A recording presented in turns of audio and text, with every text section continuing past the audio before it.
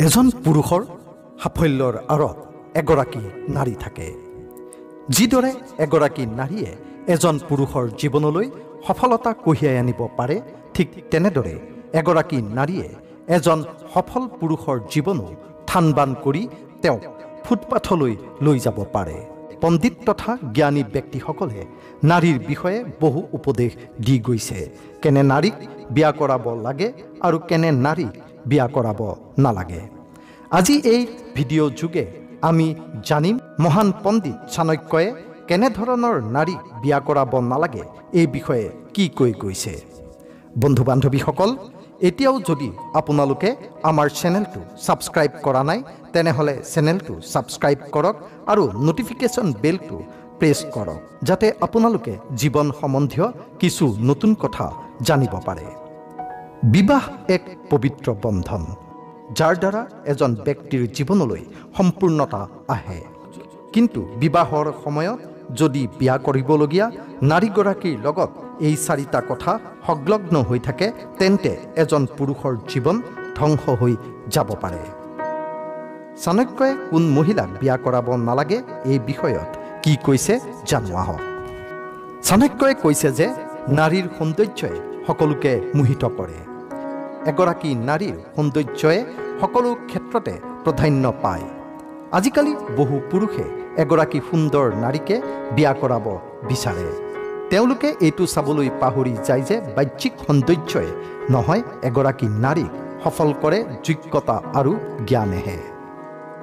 চাণক্যই কৈছে যে যিবোৰ মহিলা দেখিবলৈ বহু ধুনীয়া কিন্তু জ্ঞানৰ ক্ষেত্ৰত বহু দুৰ্বল, তেনে মহিলাক কেতিয়াও বিয়া কৰাব নালাগে। কাৰণ তেওঁৰ অজ্ঞতাই এজন পুৰুষৰ জীৱন বৰবাদ কৰিব পাৰে।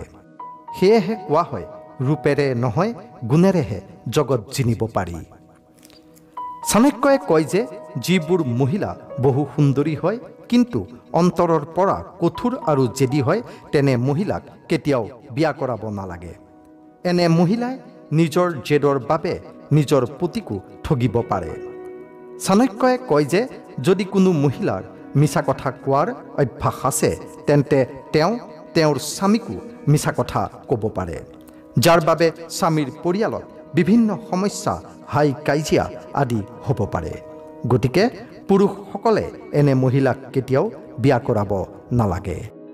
চাণক্যই তেওঁ বিখ্যাত শাস্ত্ৰ চাণক্য নীতিত কৈছে যে যদি এগৰাকী মহিলা বহু ধুনীয়া হয় কিন্তু তেওঁৰ স্বভাৱ ভাল নহয়, তেনেহ'লে এনে মহিলাৰ সাংসাৰিক জীৱন সুখৰ নহয়।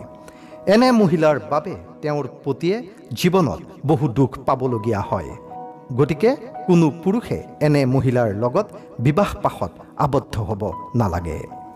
চাণক্যই কৈছে যে এগৰাকী নাৰীৰ পিতৃ বা মাতৃ বংশ যদি ভাল নহয়, তেনেহ'লে এনেধৰণৰ নাৰীক কেতিয়াও বিয়া কৰাব নালাগে।